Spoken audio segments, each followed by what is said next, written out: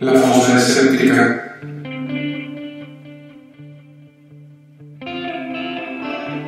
Un lugar para ejercitar la mente.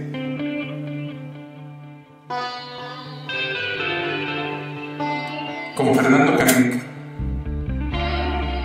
y Alfonso Villalpando. La fosa escéptica.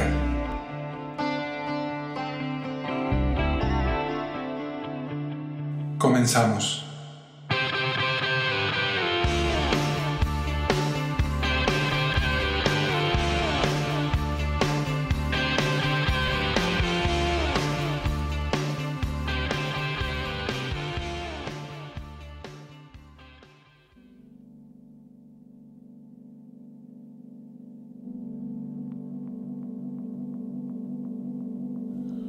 Won't somebody tell me what is the soul of man?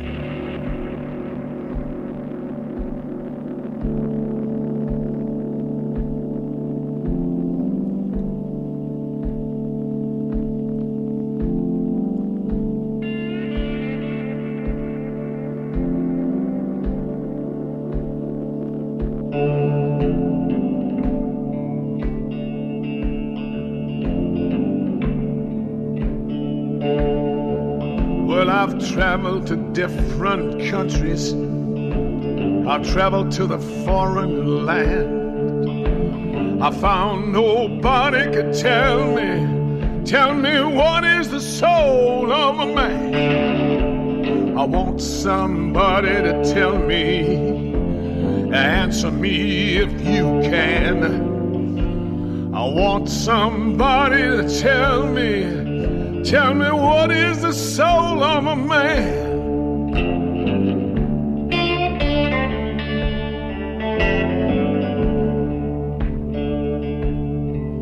Well, I saw a crowd talking. I just came up in time, teaching the lawyer and the doctor a man ain't nothing but his mind.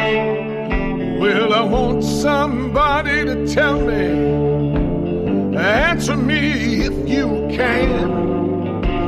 I want somebody to tell me what is the soul of a man. Yes, what is the soul of a man?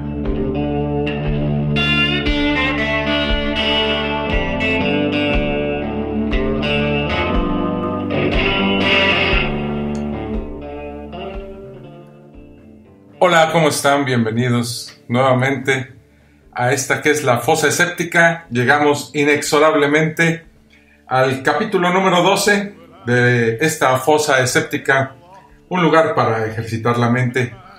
Los saluda su amigo Alfonso Villalpando y hoy estamos solos, ya que nuestro amigo Fernando Canek, que está actuando en una obra que se llama El fantasma en el espejo, amaneció afónico y pues ante la falta de voz, pues obviamente no va a poder estar con nosotros el día de hoy.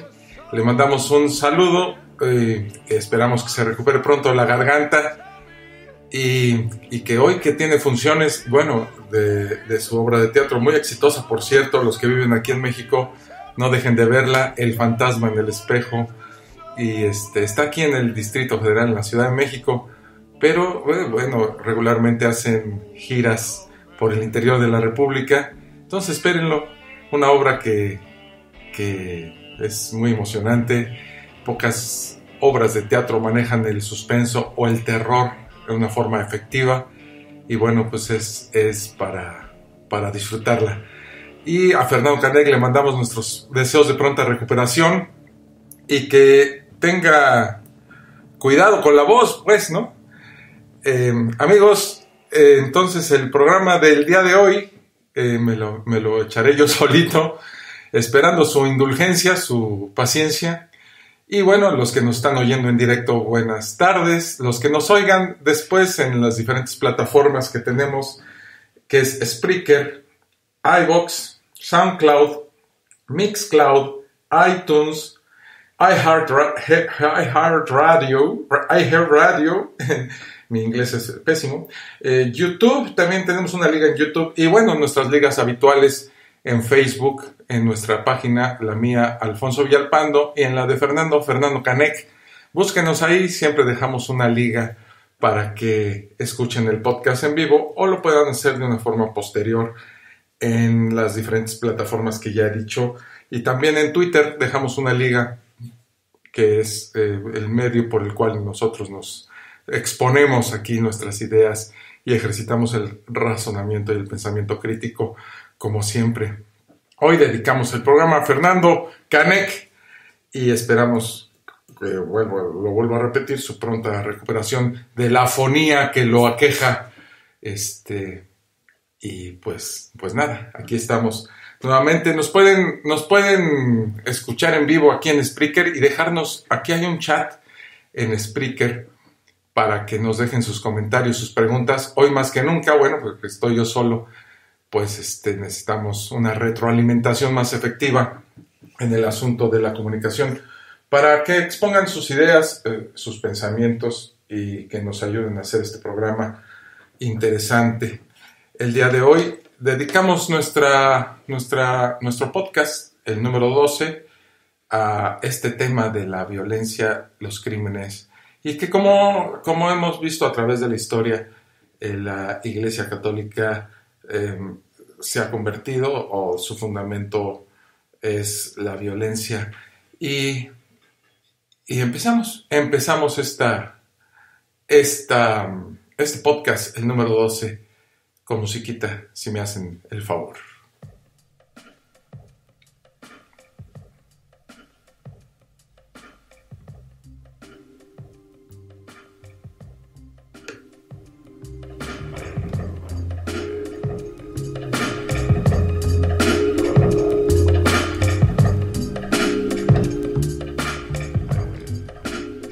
La historia de la Santa Iglesia Católica está plagada de acontecimientos nada santísimos. Por ejemplo, las cruzadas fueron una serie de campañas militares comúnmente hechas a petición del papado y que tuvieron lugar entre los siglos XI y XIII contra los turcos, los musulmanes, para la reconquista de la Tierra Santa. Fueron motivadas por los intereses expansionistas de la nobleza feudal, el control del comercio con Asia y el afán hegemónico del papado sobre las monarquías y las iglesias de Oriente. El término Inquisito Heritatiae Privatis Sanctum Officium hace referencia a varias instituciones dedicadas a la supresión de la herejía en el seno de la Iglesia Católica. La Inquisición medieval, de la que derivan todas las demás, fue fundada en 1184 en la zona de Languedoc, en el sur de Francia, para combatir la herejía de los cátaros o albigenenses, que en 1249 se implantó también en el reino de Aragón y que en la Edad Moderna, con la unión de Aragón con Castilla, fue extendida a esta con el nombre de Inquisición Española, bajo el control directo de la monarquía hispánica, cuyo ámbito de acción se extendió después hacia América, la Inquisición portuguesa y la Inquisición romana. En los inicios de la Iglesia, la pena habitual por herejía era la excomunión. Eso no se andaban con jaladas. Cuando los emperadores romanos se convierten al cristianismo y la convierten esta a su vez en la religión estatal en el siglo IV, los herejes empiezan a considerarse enemigos del Estado. En su momento, San Agustín aprobó con reservas la acción del Estado contra los herejes, aunque la Iglesia en general desaprobaba en ese momento los castigos físicos.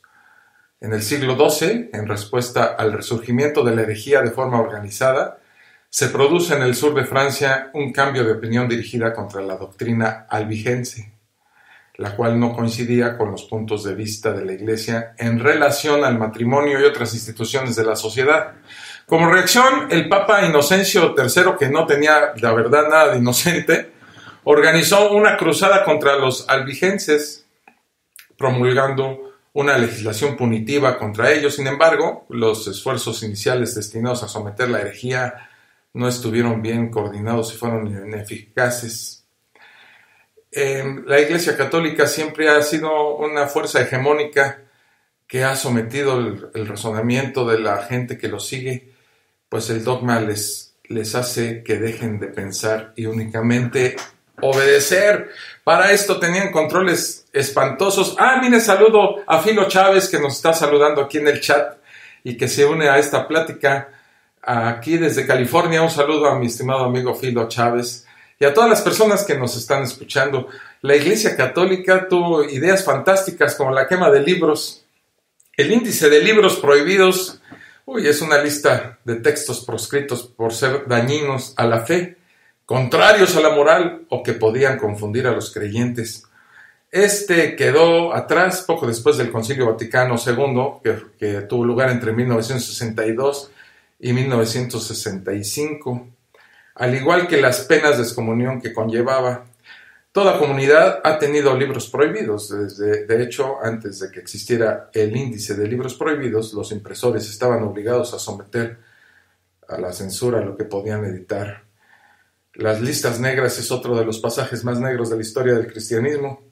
En el pontificado del Papa León X, que ocurrió entre 1513 y 1521, curiosamente el año en el que fue conquistado México, los españoles llegaron a este país en 1521, comandados por Hernán Cortés, y que hicieron lo que quisieron con los pobladores nativos de esta región. Es muy curioso que Dios, el supuesto Dios cristiano, judío-cristiano, se haya aparecido o se haya manifestado en esa región del Medio Oriente de una manera pacífica, y acá tardó 1492 años, cuando llegó Cristóbal Colón, en difundirse esa fe entre los nativos de esta región a punta de fregadazos. En el pontificado, como decíamos, del Papa León X, se pensó en crear un listado que incluyera los textos prohibidos. Así, pues las primeras listas fueron el Índice de Venecia en 1543 y el de Lovaina en 1546. Paulo IV, que fue Papa de la Iglesia Católica entre 1555 y 1559, pues ordenó, así como que se levantó un día y ordenó un índice a los inquisidores. Y en 1571 el Papa Pío V instituyó la Congregación del Índice de los Libros Prohibidos, que se integraría más tarde con varios cardenales y un prefecto. El índice incluía obras contrarias a la fe católica. ¡Qué cuates! No solo libros heréticos, sino traducciones de la Biblia en lenguas vulgares o polémicas, de nigromancia también, o astrología, textos lascivos o de amores que dañan las costumbres cristianas, obras sin nombre de autor, impresor o lugar y fecha de edición, y obras que atentan contra la buena reputación del prójimo. Ya nada más. Se publicaron alrededor de 30 índices entre 1590 y 1948. 1948, ya muy para acá. 11 de estos en el siglo XX. El índice fue eliminado por el Papa Pablo VI en 1966, apenitas en 1966, en pleno siglo XX. El Papa Pablo VI fue el que eliminó este listado de textos prohibidos para que vean cómo se las andaban gastando. El actual Código de Derechos Canónicos, que fue promulgado en Roma en 1983, le dedica el título cuarto del libro tercero a los instrumentos de comunicación social y los libros. En el canon 831 dice textualmente: sin causa justa y razonable, no escriban nada los fieles en periódicos, folletos o revistas que de modo manifiesto suelen atacar a la religión católica o a las buenas costumbres. Los clérigos y los miembros de institutos religiosos solo pueden hacerlo con licencia del ordinario del lugar. Bueno, si vamos a hablar de ordinarios del lugar, pues a mí pónganme en la lista porque yo soy bastante ordinario. El subyugamiento y denigración de la mujer es un tema en el que la Iglesia Católica es hábil y muy buena en hacerlo. La mujer siempre ha sido un tema conflictivo para la Iglesia Católica. La Iglesia Católica desde sus inicios siempre incitó a mantener reservadas las opiniones de las mujeres. Estas no podían poseer dentro de la misma Iglesia y aún ahora un cargo de autoridad y mantenían un perfil bajo, subyugadas al mandato de los hombres, siendo cruelmente castigadas por su desobediencia. Esto data de la historia bíblica de Adán y Eva, y la mujer siempre fue subyugada y maltratada, y aún ahora, al no entregárseles algún cargo a la mujer dentro de la misma iglesia. En los primeros años del Renacimiento, el semisalvaje continente europeo comenzaba a descubrir, mediante las traducciones al latín, la literatura, ciencia y filosofía griega, árabe y hebrea. Por 1000 años, los cristianos en Europa habían vivido en el oscurantismo y robándose unos a otros, pero durante este periodo comenzaron a expandir sus mentes hacia las posibilidades de hacerse ricos a costa de otros pueblos.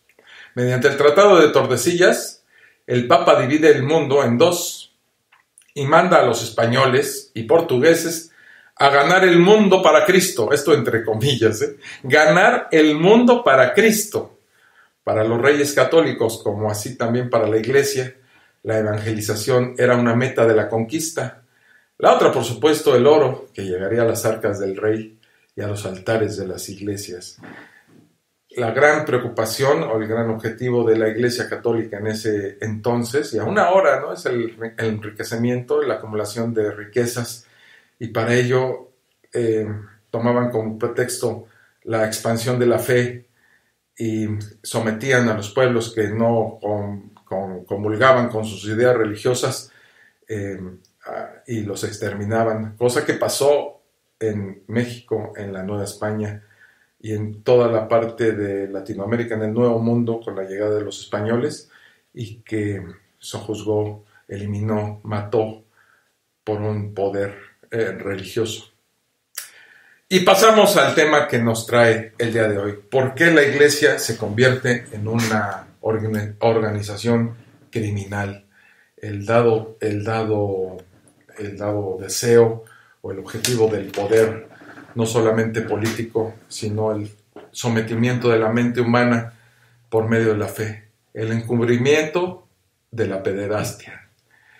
Los casos de pederastia en la Iglesia Católica se refiere a una serie de escándalos relacionados con el abuso sexual a menores de edad, que tienen que ver directamente con sacerdotes y religiosos de la Iglesia Católica, especialmente durante la segunda mitad del siglo XX.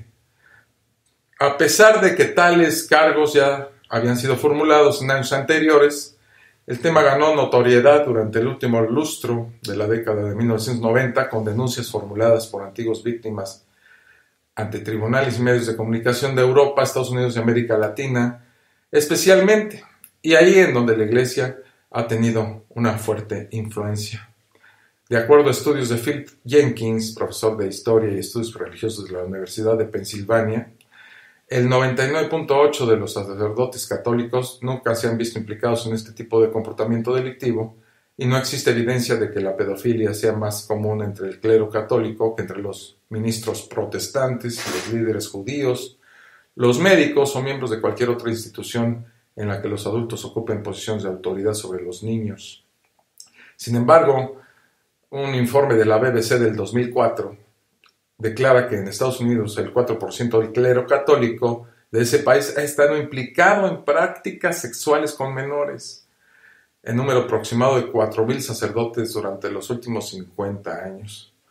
4,000 sacerdotes en Estados Unidos, como lo dice este texto, han sido involucrados o se han visto envueltos en casos de pederastia contra niños que tienen a su cargo. Es aquí donde podemos hacer una reflexión acerca de la criminalidad dentro de la Iglesia y del hecho de que los sacerdotes católicos estén obligados a llevar un voto de castidad que no se llevaba en la Iglesia Católica en la antigüedad. Este celibato, esta limitación sexual de los sacerdotes católicos no es un tema antiguo, es un tema más bien moderno. Antes los sacerdotes, incluso los papas, tenemos el caso de los Borgia, ¿no?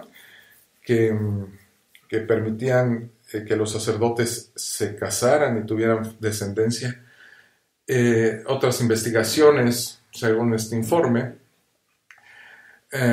dice que, como decíamos, el 4.000 sacerdotes durante los últimos 50 años se han visto involucrados en este tipo de temas de pederastia, aunque solo entre el 5 y el 10% de las víctimas denuncia el caso. Es muy difícil que un niño que ha sido abusado sexualmente por un sacerdote declare o lo denuncie en sus padres por una cuestión de miedo, una cuestión de vergüenza, y una cuestión de no verse involucrados en un tema de escarnio público, porque cuando se habla en contra de la Iglesia siempre hay un poder oculto que se mueve para evitarlo, para someterlo, para callarlo.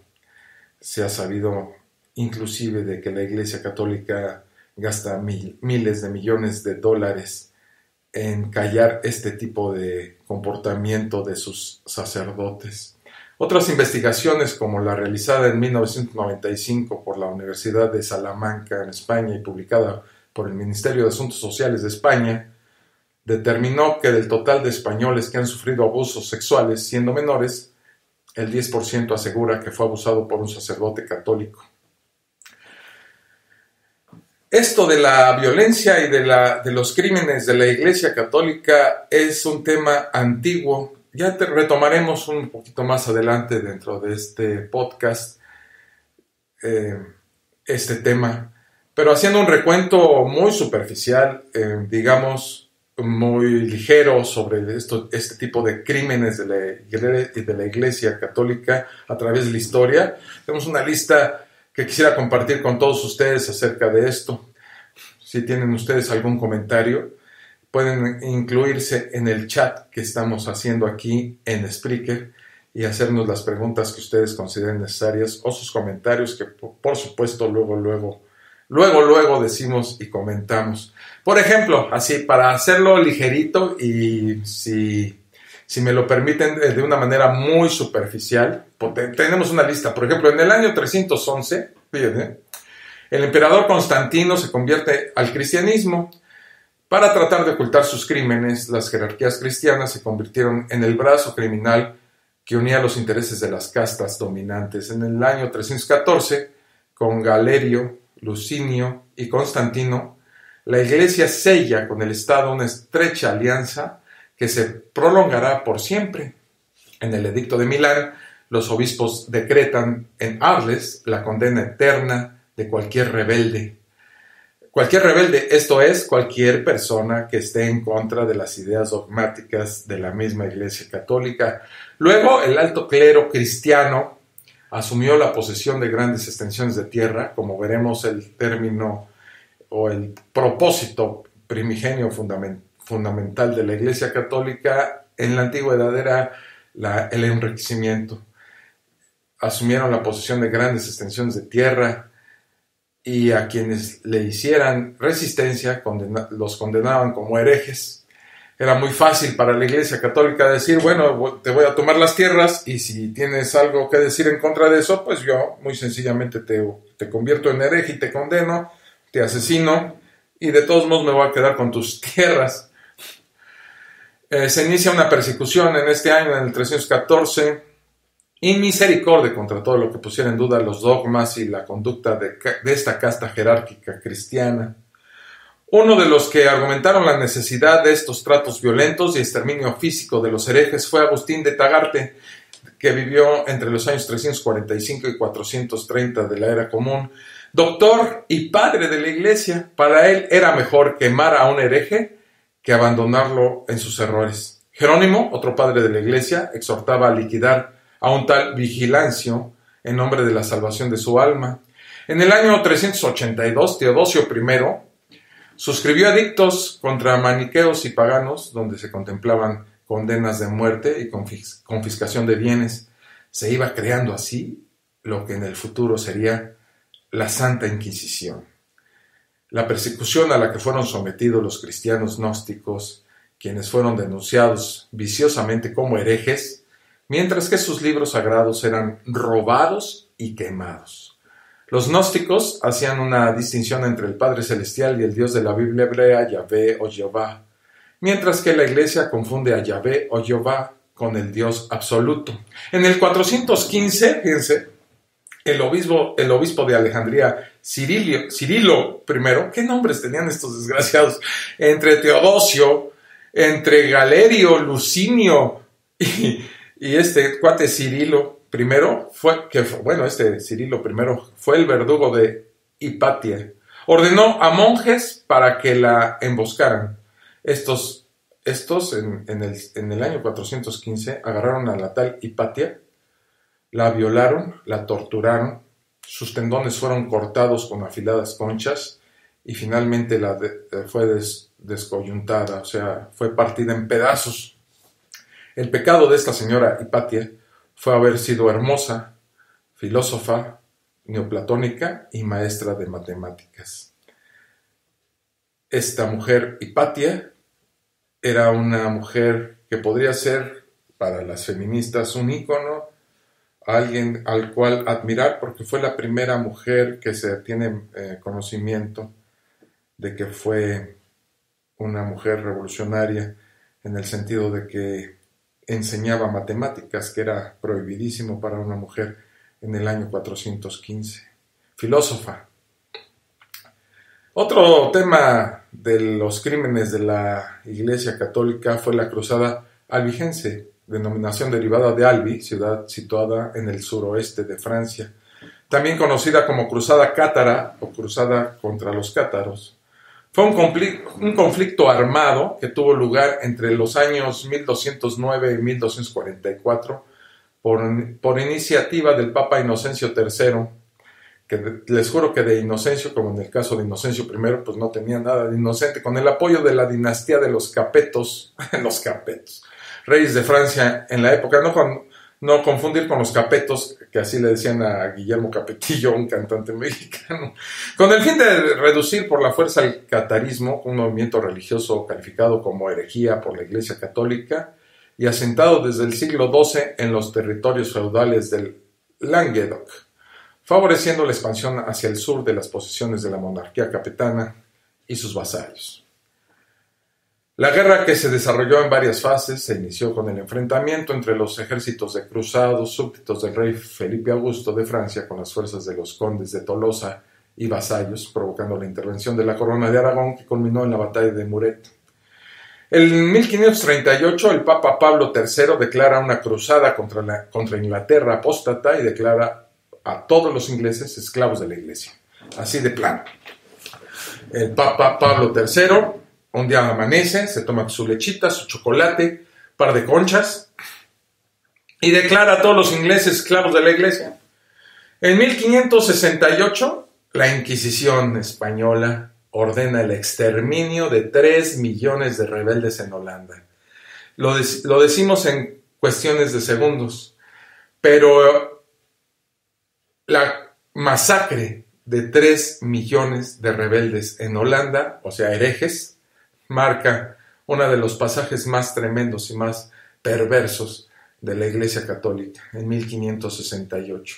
Y entre 5,000 y 6,000 protestantes fueron ahogados por las tropas españolas católicas. En 1562, siguiendo con esta lista perversa de la Iglesia, estalló en Francia una guerra civil religiosa intermitente que duró más o menos hasta 1572. El acontecimiento más destacado fue la matanza de San Bartolomé, que ocurrió en París la noche del 24 de agosto de 1572, donde los católicos irrumpen contra los hugonotes, que eran los protestantes, arrancándolos de sus camas, los degollaron, agarrotaron o mataron a tiros. El asesinato en masa dejó esa noche unos 3,000 hugonotes muertos. 3,000 personas murieron esa noche. En las semanas siguientes, la orgía de muerte que llevaban a cabo los católicos continuó en las provincias, acabando con la vida de al menos 20,000 protestantes más. Toda esta matanza fue ordenada por el Papa Pío V. Y uno ya lo dice con cierta lejanía, con cierta... No cabe duda que al paso de los años estas masacres han sido olvidadas, pero tenemos el registro histórico de que sí ocurrieron. Y este gran número de personas, 20,000 personas, solamente pudieron morir porque a la Iglesia Católica se le ocurrió que esa noche o en esta temporada, en la matanza de San Bartolomé, murieran. Uno de los pasajes más violentos, criminales, que en nombre de la fe y de la religión cristiana se cometieron en la historia de la humanidad.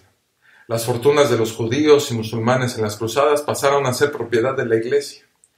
La fortuna del Vaticano fue acumulada en su mayoría por el saqueo a las víctimas de genocidios, como los incas y los protestantes, cuyos bienes fueron embargados durante la Inquisición. Los conquistadores de España destruyeron el mundo de los aztecas, a quienes encarcelaron, torturaron y mataron en nombre de su Dios cristiano, robando así enormes fortunas en oro. El 17 de febrero de 1601, la plaza romana de Campo dei Fiori veía cómo Giordano Bruno, despojado de sus ropas y atado a un palo, con la lengua aferrada a una prensa de madera para que no pudiese hablar, fue quemado vivo, al igual que sus trabajos, en cumplimiento de la sentencia dictada pocos días antes por el Tribunal Romano de la Inquisición, tras un largo y tortuoso proceso iniciado en Venecia en 1592, que lo declaró hereje, impertinente y obstinado. A lo largo de la historia, vemos cómo la Iglesia Católica masacró, eliminó, torturó y mató a gente por el único delito de no comulgar con sus ideas y sus dogmas. A mí me cuesta mucho trabajo hablar de uno de mis héroes, Galileo Galilei, que en 1633 fue condenado como hereje por la Santa Inquisición. Galileo fue torturado y sometido a muchas vejaciones. Fue obligado a vestir traje de penitencia y con la mano sobre la Biblia recitar la horrible fórmula de abjuración. La Iglesia humilló el honor de Galileo y se atribuyó el derecho de decidir sobre la ciencia. Galileo Galilei representa la victoria del pensamiento mágico sobre el pensamiento racional. En el siglo XVII, los católicos matan a Gaspar de Coligny, un líder protestante. Después de asesinarlo, la horda católica mutila su cuerpo, cortándole su cabeza, sus manos y sus genitales. Después lo tiran al río, diciendo que no era digno de ser comido por los peces. Es sacado del agua y arrastrado lo que quedaba. Lo llevan a Montfalcón para hacer carne de carroña, gusanos y cuervos. En el siglo XVII, los católicos saquean la ciudad de Magdeburg, en Alemania. Alrededor de 30,000 protestantes fueron asesinados. En una sola iglesia, 50 mujeres fueron encontradas decapitadas. Cuenta el poeta Friedrich Schiller, entre comillas, y los infantes se encontraban todavía en los pechos de sus madres muertas. 30,000 protestantes muertos en esta ciudad alemana y mujeres embarazadas que fueron asesinadas por esta religión.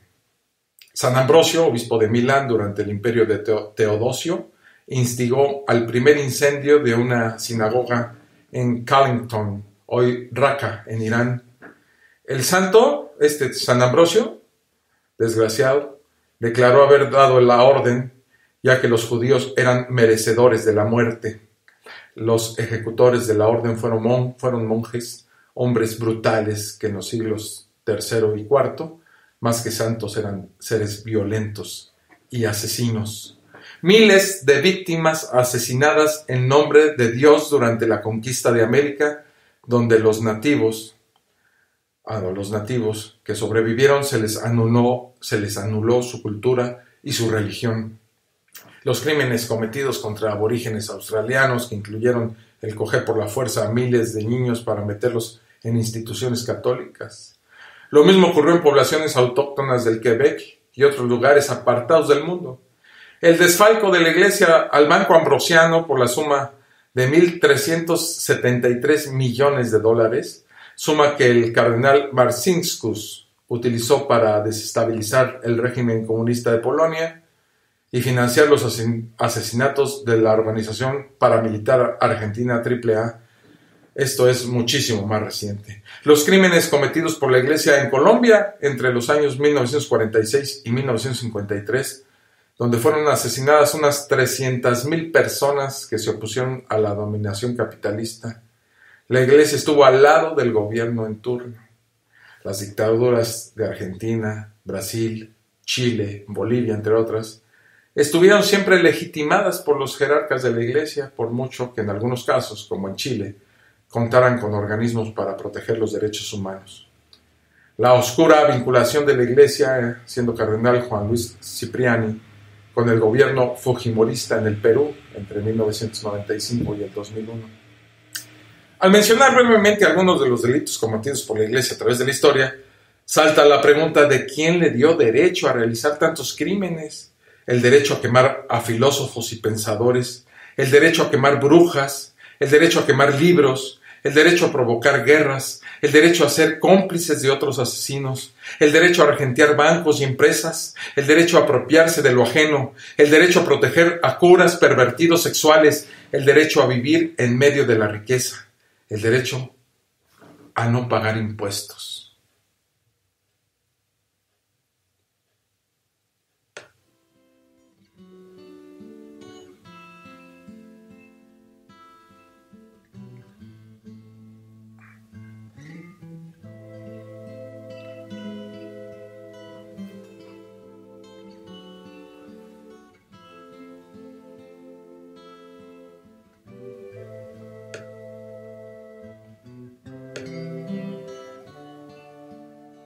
Una de las cosas que más nos preocupa aquí en la fosa séptica, un lugar para ejercitar la mente, es sin duda alguna el hecho de la pederastia. El abuso contra menores por parte de los sacerdotes de la Iglesia Católica, que ha sido un tema muy conocido y del cual se ha hablado mucho en estos últimos 50 años de la humanidad. En estos últimos años, la Iglesia Católica se ha visto envuelta en escándalos en los que se involucra a menores de edad que han sido abusados sexualmente por sacerdotes. Sin duda, uno de los más grandes crímenes que se pueda cometer contra la humanidad. Un abuso a un inocente es sin duda uno de los crímenes más perversos que puede existir.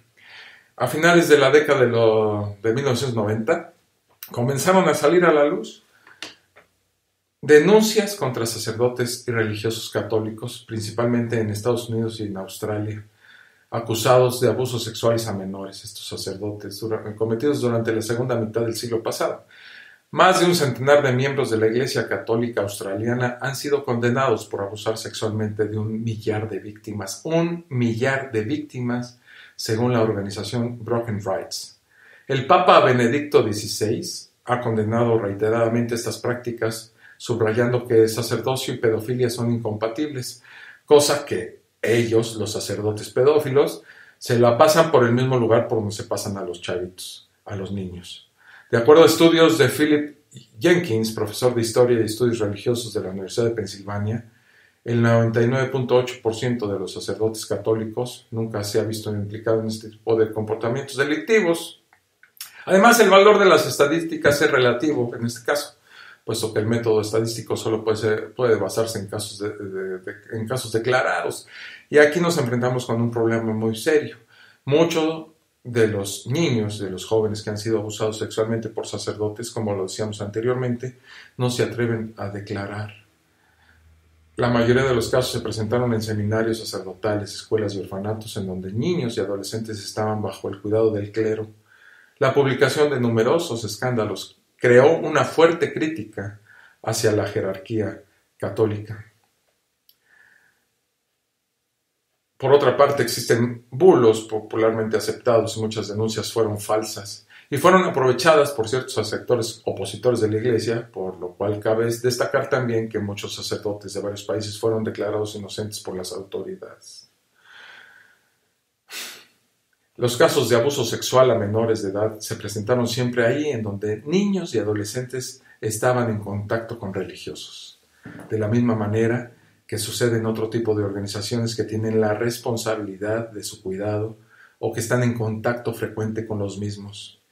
Uno como padre dejas a tu hijo en una institución que tú crees que vigilará, cuidará y educará a tus hijos y no sabes, porque los dejas de las 8 de la mañana a las 2 de la tarde, 6, 7 horas en una escuela, tú no sabes lo que está pasando dentro de la misma. La confianza que los ministros de la Iglesia generan entre los laicos facilitó en la mayoría de las ocasiones el obrar del abusador en parroquias, seminarios, orfanatos, hospitales y organizaciones de trabajo social. En muchos casos, la víctima no recibió atención inmediata incluso por parte de su familia debido al respeto que ésta le tenía al implicado o por temor e ignorancia. En el Código de Derecho Canónico, la base del derecho eclesiástico, contempla penas para los delitos que tienen que ver con el abuso sexual, como se expresa en varios cánones. Según el canon 1395, el clérigo que cometa un delito sexual con un menor de edad, sea este por medio de violencia o amenazas, debe ser castigado con penas justas que puedan incluir la expulsión del estado clerical.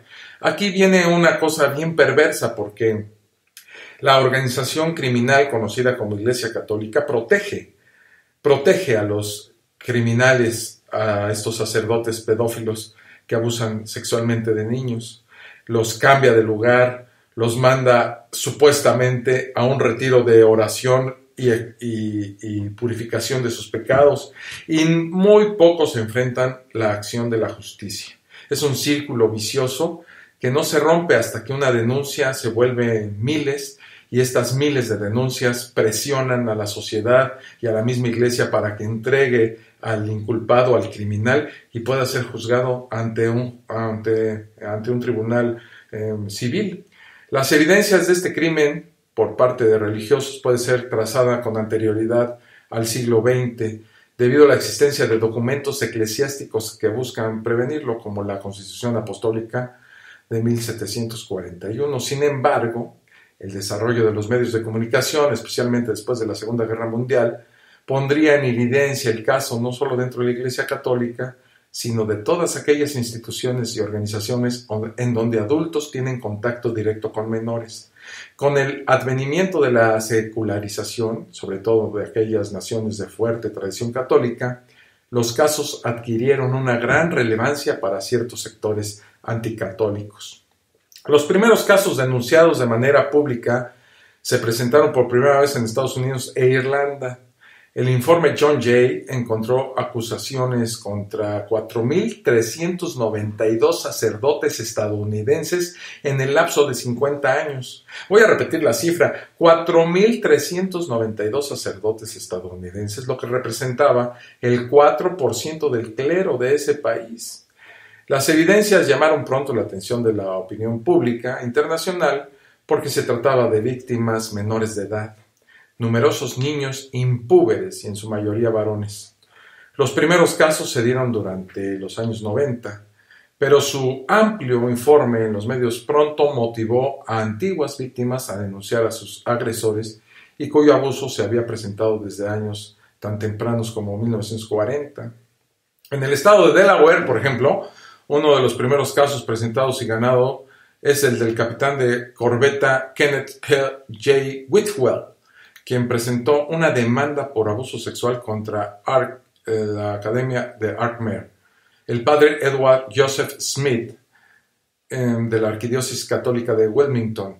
En dicho caso, el sacerdote norbertino Edward Joseph Smith No fue a prisión, pero la iglesia, la Norbertine Fathers of Delaware, se vio obligada a un pago de $41 millones a causa del abuso cometido por el sacerdote católico Edward Joseph Smith O'Prem durante 33 meses consecutivos. 33 meses consecutivos. Dicha compensación se incluyen 6 millones en daños compensatorios y $35 millones en daños punitivos. Las denuncias aumentaron de manera inmediata, no solo en países de tradición católica como Irlanda, sino en otras naciones como el Reino Unido, Canadá y sobre todo en Estados Unidos, en donde recibieron una amplia difusión en los medios de comunicación social, los cuales recogieron declaraciones de las víctimas. Los informes se centraron especialmente en las maneras en que los menores fueron abusados y posteriormente silenciados por medio de constricciones morales, psicológicas e incluso violentas, amenazas de muerte, y en el silencio que guardaron por años algunos jerarcas de la Iglesia, hecho que constituye, siempre que el delito haya sido real, un caso de encubrimiento delictivo. La Iglesia, no solo en estos países como en Estados Unidos o en Irlanda o en Inglaterra, en el Reino Unido o en Canadá, han sido evidenciados. Aquí en México ha sido un escándalo, podríamos llamarlo así, el caso del padre Maciel. El padre Maciel con una historia criminal en este sentido espantosa. Nació en Cotija de la Paz, en Michoacán, el 10 de marzo de 1920 y fue el cuarto de los 11 hijos de Francisco Maciel, y en 1933, con 15 años de edad, se trasladó a la Ciudad de México para empezar su formación sacerdotal en el seminario dirigido por su tío abuelo en San Rafael Guízar y Valencia, obispo de Veracruz. En Veracruz, Maciel, con casi 21 años de edad, fundó los Misioneros del Sagrado Corazón y la Virgen de los Dolores, congregación que luego, de incontables peripecias debido a la vida irregular y hasta criminal del fundador, pasaría a denominarse Legión de Cristo. 10 años después, el movimiento fue nombrado el Regnum Christi. Recibió el orden sacerdotal este señor Marcial Maciel el 26 de noviembre de 1944 en la Basílica de Nuestra Señora de Guadalupe en México. Hágame favor. 2 años más tarde se trasladó a España con el primer grupo de jóvenes que cursarían sus estudios humanísticos en la Universidad Pontificia de Comillas, de donde también serían expulsados. Cuando Maciel visitó al Papa Pío XII en 1946, este acogió con especial interés su proyecto apostólico y educativo y bendijo la nueva congregación. 4 años más tarde, Maciel instauró el Centro de Estudios Superiores de la Legión de Cristo en Roma. Fue Pablo VI quien en 1965 concedió a la congregación de los Legionarios de Cristo el decreto de alabanza por el que la congregación fue plenamente reconocida en el derecho universal de la Iglesia Católica. El periodista Jason Berry, fíjense, de la National Catholic Reporter, ha investigado este periodo y ha documentado los métodos empleados por Maciel para hacer crecer su organización, su habilidad para granjearse las simpatías de las aristocracias mexicanas, su maestría para obtener recursos económicos y la red de protectores que tejió en la Santa Sede a través de donaciones oscuras. Maciel acompañó a Juan Pablo II, esta parte de la historia me encanta, en los viajes que realizó a México en 1979, en 1990 y en 1993. Es increíble pensar que Juan Pablo II no sabía de las actividades delictivas del padre Maciel, de Marcial Maciel. Durante el pontificado de Juan Pablo II, Marcial Maciel fue parte de varios grupos de trabajo eclesial, entre ellos la Asamblea Ordinaria del Sínodo de los Obispos, sobre la formación de los candidatos al sacerdocio en las circunstancias actuales.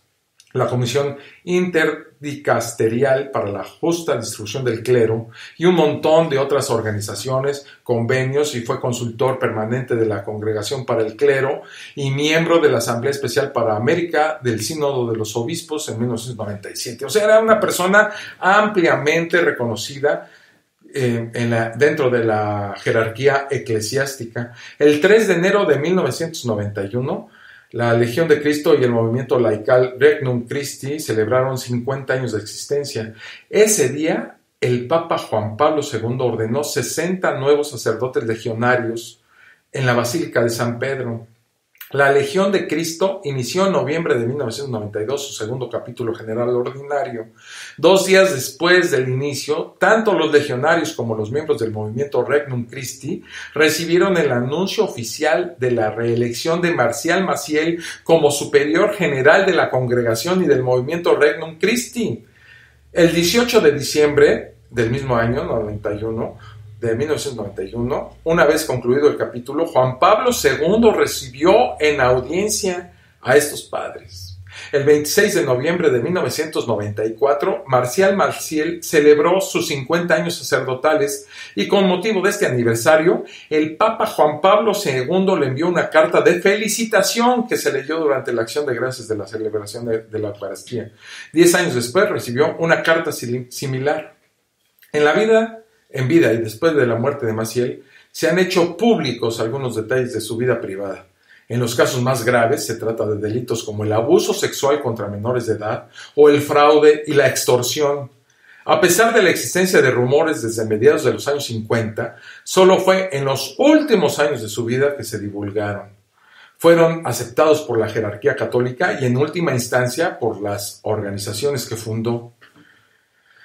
Este imbécil, ¿verdad?, de Marcial Maciel, en 1997, a través de una carta abierta al Papa Juan Pablo II, 8 exmiembros de la Legión de Cristo acusaron a Marcial Maciel de haber abusado sexualmente de ellos, de estos 8 exmiembros de la Legión de Cristo, y de que ni la congregación ni otros miembros de la jerarquía católica les habían atendido hasta el momento. Fíjense lo que decía este imbécil, este hijo de la chingada. Maciel argumentaba que padecía de una extraña enfermedad que los niños podían ayudar a aliviar, que se necesitaba una muestra de semen para un examen y un ayudante para extraérselo. Argumentos increíbles y ridículos para un adulto pensante, pero que fácilmente engañaban a un niño o a un adolescente que confía en el padre y le confiere autoridad moral, que incluso incluye hasta el poder pedirle que haga cosas que él no entiende o no le parece que sean buenas, que confía en que si el padre le dice es que deben ser buenas. Este es exactamente el tipo de confianza que deposita un hijo en su padre natural, quien le da indicaciones de hacer cosas por su propio bien, aunque ahora no entiende, pero ya entenderá. El argumento del padre Maciel habla de una mente perversa, de un psicópata, de un enfermo sexual que abusaba de los niños con este tipo de argumentos para convencerlos. Se necesitaba de una muestra de semen para una extraña enfermedad que él padecía y que necesitaba de un ayudante para ayudarlo a extraer esta muestra de semen. Como consecuencia de estas acusaciones, Maciel dejó la dirección de la Legión de Cristo en el 2004. Tiempo después, Joseph Ratzinger, prefecto de la Congregación para la Doctrina de la Fe, que después fue Benedicto XVI, permitió continuar la investigación canónica contra él por acusaciones de abuso sexual contra niños, así como hacia sus compañeros.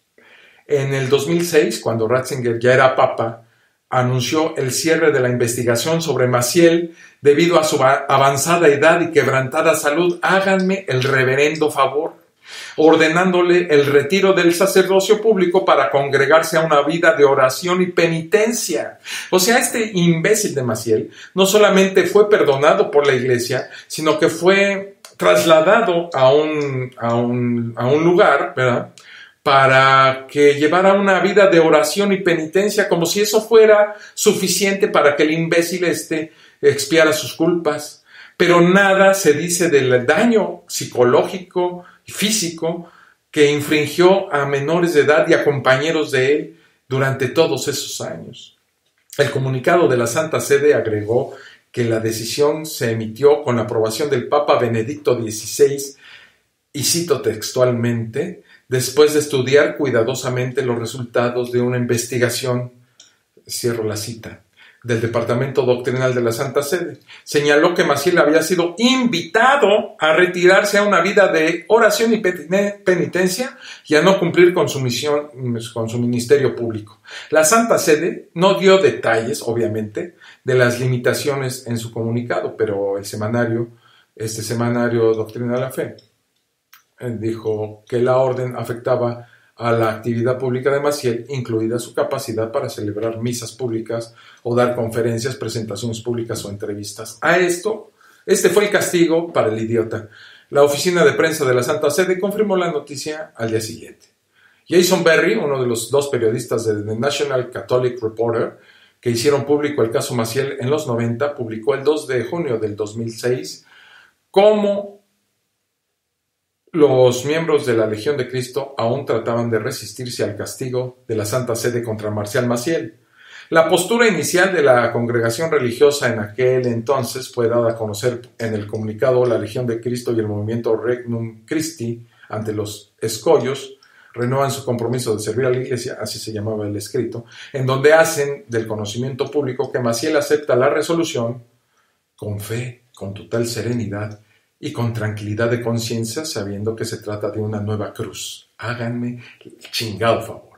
Y que al mismo tiempo la congregación aceptaba la invitación de la Santa Sede y reafirmaba su compromiso de fidelidad al Papa y servicio de la Iglesia. Para morirse de la risa, para preocuparse, para llorar de la impotencia de que esta persona que abusó sexualmente de miles, de centenares de niños y de compañeros de la Legión de Cristo no haya sido llevado a un tribunal civil para ser juzgado y condenado por lo menos a la cárcel, ¿verdad? Y que nada más fue retirado del servicio eclesiástico para llevar una vida, entre comillas, de meditación y penitencia. En febrero, siguiendo hablando ya estos últimos minutos del podcast sobre este idiota, en febrero del 2009, el periódico estadounidense The New York Times confirmó que Maciel tuvo una relación con una mujer con quien procreó una hija de nombre Norma Hilda Rivas, cuya madre Norma Hilda Baños quedó embarazada de Maciel cuando éste tenía 26 años en la década de los 90. La noticia fue confirmada por un portavoz de los Legionarios de Cristo en Roma, Paolo Scarafoni. Por otro lado, el director general de los Legionarios, Álvaro Corcuera, visitó las comunidades religiosas y seminarios de la congregación en Estados Unidos para informar a sus miembros sobre la noticia. El 3 de marzo del 2010, el programa radial Noticias MBS con Carmen Aristegui se presentaron Blanca Estela Lara Gutiérrez y sus hijos Omar, Raúl y Cristian González Lara. Los 2 últimos son hijos de Marcial Maciel, quien tuvo una relación con Blanca Lara desde que se conocieran en Tijuana en los años 70. La señora Lara y sus hijos no se enteraron de la identidad de su padre, al que conocían como José Rivas o José González, hasta 1997, en que vieron su fotografía en la portada de la revista Contenido. En entrevista radiofónica, Omar y Raúl González, hijos de Marcial Maciel, narraron los abusos sexuales que realizó su padre contra ellos a lo largo de 8 años y presentaron una grabación en la que el rector de la Universidad de Anáhuac reconoce en la letra de las cartas en poder de la familia González la letra del fundador de los Legionarios de Cristo. Aparte de violar menores de edad y compañeros del seminario de los Legionarios de Cristo, este tipo todavía se dio tiempo, Marcial Maciel, para tener hijos, de los cuales también abusaba sexualmente. Maciel era también adicto al Demerol, un potente tranquilizante, el cual conseguía gracias a sus seminaristas que se lo suministraban regularmente con el pretexto de padecer dolores de espalda y cabeza. Sus mismas víctimas denunciaron su adicción a la morfina. En una carta firmada por 2 directores territoriales de los Legionarios de Cristo en Estados Unidos, dirigida a los miembros y amigos de la congregación y Regnum Christi, los legionarios reconocen graves fallos en su fundador y dicen que han retirado fotografías suyas en sus centros y que editan sus páginas en internet para asegurar que no existan referencias inapropiadas sobre el padre Maciel. Según Europa Press, en la misiva firmada por los religiosos Scott Reilly y Julio Martí, se solidarizan con quienes han sufrido por las conductas sexuales de su fundador y dicen que como sacerdotes nuestros corazones están con todos aquellos que han sufrido o se han escandalizado por estas acciones. La respuesta tibia, miedosa de estos dos hijos de puta, de los legionarios de Cristo, es increíble. De verdad, no hay palabras para definir cómo una congregación religiosa puede ser tan débil para condenar abusos sexuales contra los niños. Y esta organización es un claro ejemplo de lo que la religión católica, o cómo la definimos, como una organización criminal muy alejada de sus fundamentos filosóficos, si es que alguna vez los tuvo, y éticos, que nunca poseyó. La religión católica a lo largo de la historia ha sido solamente un instrumento de dominación pública, de subyugación de la mente al pensamiento racional, y por ende ha amasado no solamente una inmensa fortuna que escamotea y que limita en épocas, por ejemplo, de desastres por los cuales acabamos de pasar aquí en México, en el temblor, muy poca reacción de los religiosos hacia solidarizarse con la desgracia que se vive ahora aquí en México. Y bueno, a lo largo de la historia hemos visto que este poder que ha acumulado la Iglesia solamente ha servido para su propio beneficio y muy poco para la solidaridad y el progreso de la humanidad. Desgraciadamente, el tiempo se ha terminado de este podcast. Les agradezco mucho que se hayan acercado acá a nuestro amigo Filo Chávez, que está oyéndonos hasta California, se lo agradezco muchísimo, y a todas las personas que en este momento nos escuchan y que en días posteriores nos escucharán a través de nuestras redes sociales. Y bueno, quiero hacer mención en este momento de países donde se baja el podcast y que quiero saludar muy afectuosamente, como en los Estados Unidos, en España, nos oyen mucho, en Colombia, en el Reino Unido, en Perú, en Argentina, en Bolivia, en Francia, en Canadá, a través de Spreaker, y bueno, a través de iVoox, que es una plataforma también donde nos acogen con mucho agrado. Estamos oyéndonos en España también, en Japón, en El Salvador, en Argentina, en Bolivia, en Canadá, en Perú, en Ecuador, en el Reino Unido, en Guatemala, en Suecia, en Chile, en Venezuela, en Costa Rica o en República Dominicana. A todos ustedes que hacen el favor de escucharnos en esta, podríamos decir, programa especial de la Fosa Escéptica, ya que nos contamos con la maravillosa presencia de nuestro compañero, nuestro amigo, nuestro gurú, nuestro sensei en cuestiones filosóficas, y que es Fernando Canek, al cual, bueno, lo saludamos nuevamente y le deseamos una pronta recuperación de sus males en la garganta. Le mandamos un abrazo muy cariñoso, le ofrecemos el tequila que usted quiera, señor Canek, para que se cure de esos males, porque dicen que para todo mal mezcal y para todo bien también. Así es de que quisiera acabar esta edición especial de la Fosa Escéptica, un lugar para ejercitar la mente, con unas frases de grandes pensadores y que nos hablan de una realidad, y son pensamientos ateos, y ahí van. La primera que tengo aquí, que he escogido para este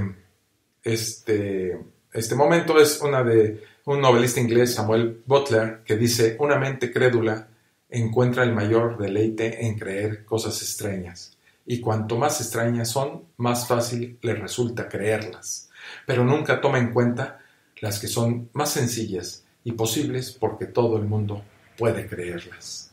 Aristóteles decía: los hombres crean dioses a su propia imagen, no solo en cuanto a su forma, sino también a su modo de vida. Y vamos a terminar con una muy inteligente frase de una mujer, Simone de Beauvoir, filósofa, escritora y activista política francesa, que refiriéndose al Concilio de Nicea, en el cual por un solo voto se declaró que la mujer era humana, dijo: el cristianismo le dio al erotismo su sabor de pecado y leyenda cuando dotó a la hembra humana de un alma. En este concilio de Nicea, por un solo voto, se declaró que la mujer era humana, para que vean y le vayan midiendo el agua a los camotes. Este fue el capítulo número 12 de La Fosa Escéptica. Me dio mucho gusto estar con ustedes. Y como siempre terminamos con una canción, ya la habrán oído antes en el podcast, porque la puse. Vamos a despedirnos con Led Zeppelin, ¿no? Y su famosísima Stairway to Heaven. Y bueno, nos vemos en el próximo, que será el 13, el cabalístico. Hablaremos a lo mejor de la fortuna, de estos sesgos cognitivos que nos hacen, por ejemplo, creer en horóscopos, en ponernos una camisa porque pensamos que es nuestra camisa de la buena suerte, y ese tipo de pensamiento mágico que está muy arraigado en el ser humano. Hablaremos de eso, lo pongo en la mesa, y nos vemos en el próximo capítulo de La Fosa Escéptica. Y como nos despedimos siempre, ¡abur!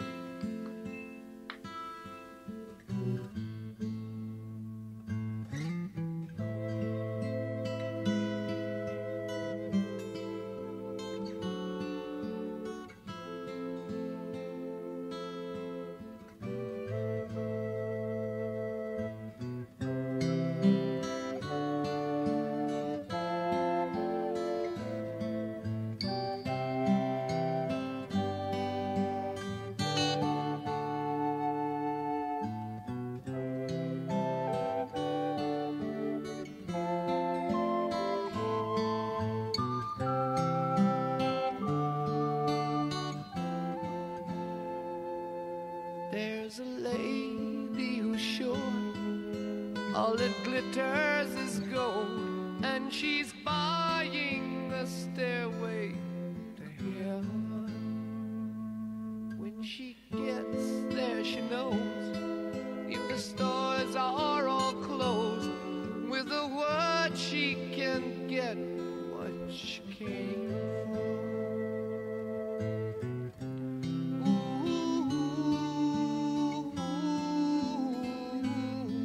She's buying a stairway to heaven. There's a sign on the wall, but she wants to be sure, 'cause you know sometimes words have two meanings.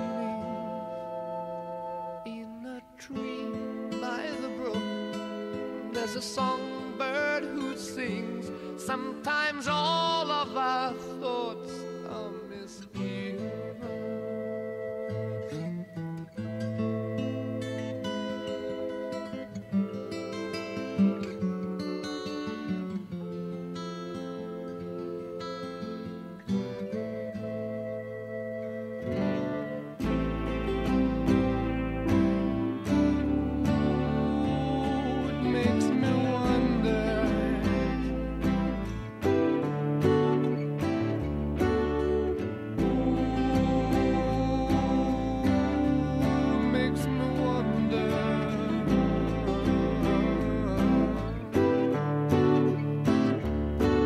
A feeling I get when I look to the west, and my spirit is crying for leaving. In my thoughts I have seen rings of smoke through the trees, and the voices of those who stand looking.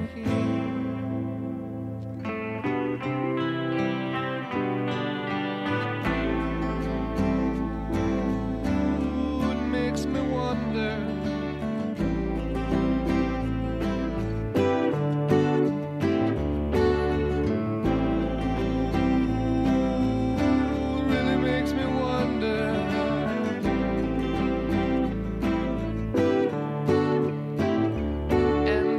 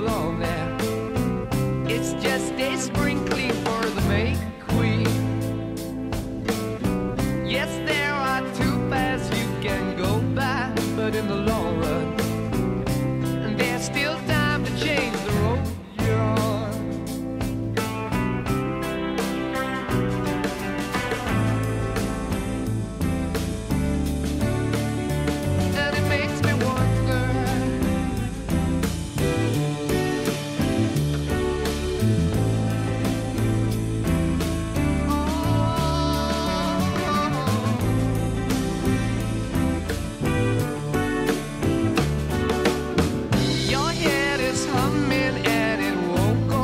In case you don't know, the piper's calling you to join him. Dear lady, can you hear the wind blow? And did you know your stairway lies on the whispering wind?